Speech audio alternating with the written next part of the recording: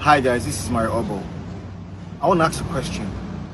If a woman is not sexually satisfied by her husband, and for a very long time she has been patient with a man, but yet the man has still not been able to perform his sexual rights to his wife, and then she goes about and falls a victim of temptation into the arms of another man who satisfies her sexually and makes her feel like a woman, who would you say was unfaithful in that relationship?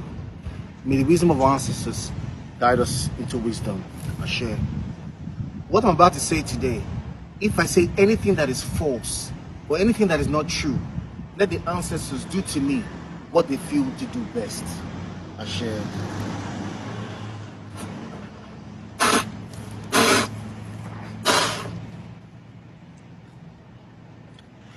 Take a good look around you.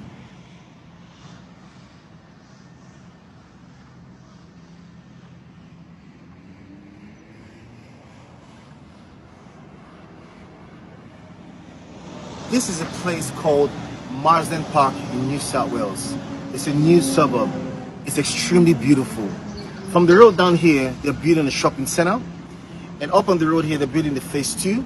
And behind me, they're building the phase 3. Properties here range between $630,000 to $1.8 million, depending on how much money you have.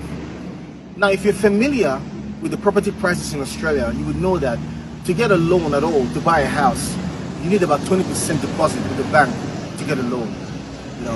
So the main reason why I'm doing this video today in Marsden Park is to inform you guys on the people who own this place. Now, there's a very high population of Indian residents in this Marsden Park here today. As a matter of fact, if I go out there and I put a signpost and say, "Welcome to India," you probably are going to believe me. Because in every street, in every corner, everywhere you go, you find 1 or 2 Indian families living here. Now, why am I particularly talking about Indians? Indians are immigrants, like African people, like Arab people, like everybody else. They go to the embassy to apply for a visa. They get the visa. Some of them get rejected. India is also part of the high-risk people of immigration. So they go through every single scrutiny for visa processes, just as we do. But how is it possible that Indians are owning everywhere? Indians are getting properties everywhere. Indians are working everywhere. Doctors, Indians, nurses, Indians. How come they're doing all that? Is what I want to talk about today. Indian people, from what I know about them, they have a power of unity. They have a power of one. So they come together, they put money, so 5 or 6 families come together, they put money together and they buy a house. One family, one house can be housing 3 families. They're all together on one property, saving money. Then they go, they buy a property. They share information among themselves on places that pay good, on the latest immigration policies. Indians distribute information to one another. And look at what they're doing now. They're slowly owning all everywhere you go. In the next 10-15 years, how much do you think one of the properties here will cost? It's going to be valued at a lot of money. And Indians have already strategically placed themselves in this position. Now, I was speaking to an Arab guy who works with me.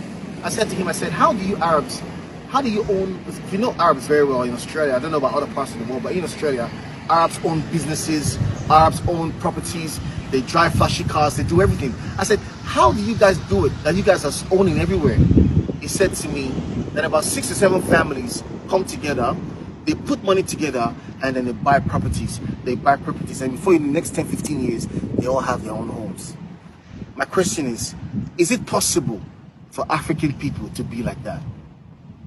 Is it possible that black people can come together and own these things?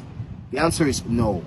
Why? Because when black people come together, it's either this one wants to sleep with this one's wife, or this one is using voodoo to affect this one, or this one is tearing this one down. And it's so sad that our division is tearing us apart.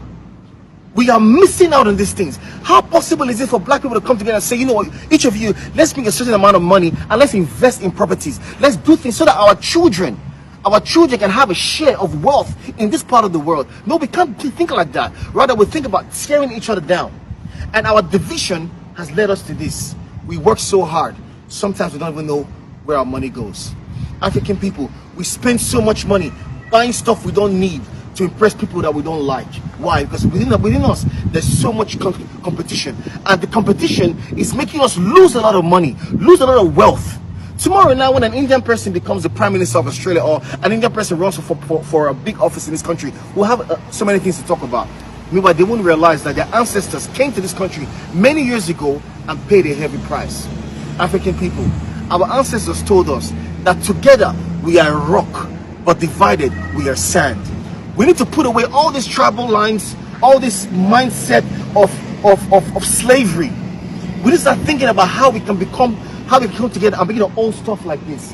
Because you know what? Time will go ahead of us with or without our permission. Time will flow with or without our permission. So it's time for us to begin to come together as one to build ourselves and economic value for our children in the future. Be wise. My name is Mario Obo. God bless Africa. One love.